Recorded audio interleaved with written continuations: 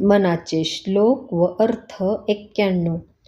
नको वीट मानू रघुनायकाचा, अति आदरे बोलिजे राम वाचा.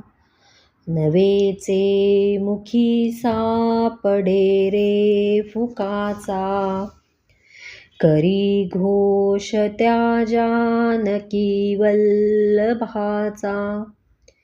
हे मना, भगवंताचा कंटाळा करू नकोस.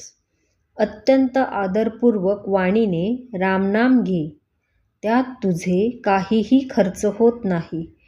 नाम घेतल्यामुळे फुकटात भगवंताचा लाभ होतो. म्हणून त्याच्या नामाचा जयघोष करावा. जय जय रघुवीर समर्थ.